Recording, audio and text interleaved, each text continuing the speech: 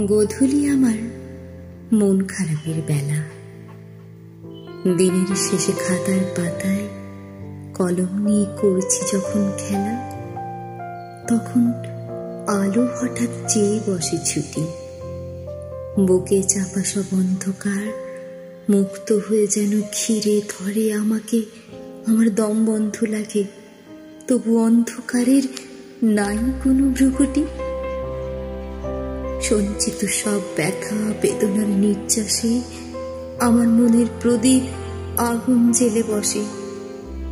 প্রদীপ শিখায় পোড়াবে বলে কলম প্রেমে কলঙ্কিত পাতা। কিন্তু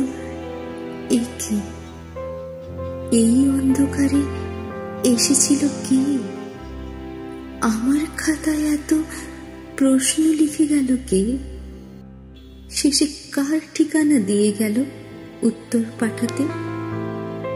জানি না, সত্যিটা যেন অজানা আমার কাছে। তবু কেন রোজ রাতেই জবাব দেওয়ার পালা?